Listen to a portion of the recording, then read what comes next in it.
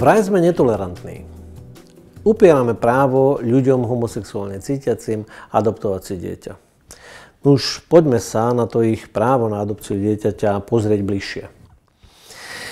Nikde, ani vo Všeobecnej deklarácii ľudských práv z roku 1948, ani v našej ústave, ani v žiadnom zákone neexistuje právo na dieťa, ani na jeho adopciu.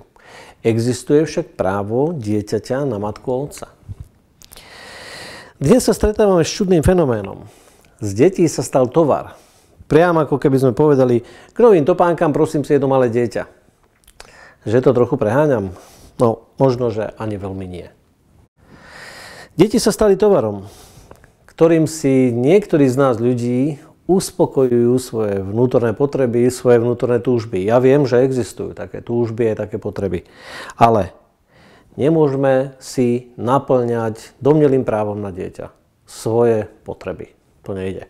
Spomínate si na prípad toho trojzväzku lesbičiek zo Spojených štátov amerických. Trojica najmladšia si nechala oplodniť svoje vajíčko a takto si zadovážila dieťa. Dneska to totiž ide. Priam si môžete kúpiť spermie na trhu, môžete si dieťa zadovážiť veľmi zvláštnym spôsobom, ale dá sa to.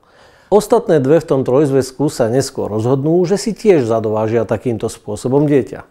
Tie ďalšie partnerky sa teda rozhodnú si ho osvojiť. Ale narodené dieťa bude mať 3 matky. A čo s ním bude, keď sa rozvedú? Kto si ho zoberie a kam pôjde? Čo s tým dieťaťom bude? Ako otcovi 3 chlapcov mi srdce zviera nad osudmi detí, ktoré žijú v homosexuálnych zväzkoch.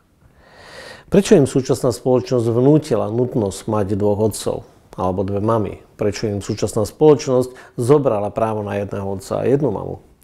Čo z nich bude, keď vyrastú a ako sa s tým dokážu vyrovnať? O aké istoty sa budú opierať?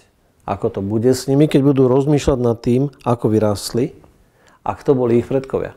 Stretávame sa s argumentom, že je lepšie dať deti homosexuálnym párom, čo samozrejme znamená aj transsexuálnym ľuďom, ako by mali vyrastať bez lásky v detskom domove.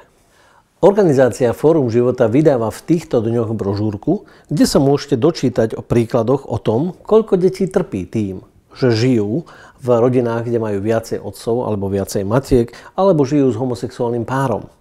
Taktiež koľko detí je sexuálne týraných v homosexuálnych zväzkoch, bohužiaľ je to pravda, a ako deti trpia tým, že ich rodičia nemajú stálych partnerov.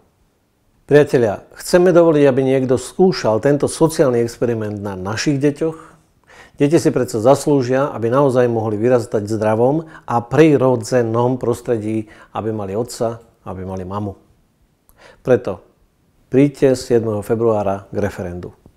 A na druhú referendovú otázku, súhlasíte s tým, aby párom alebo skupinám osôb rovnakého pohlavia nebolo umožnené osvojenie, teda adopcia detí a ich následná výchova? Ja odpovedám áno.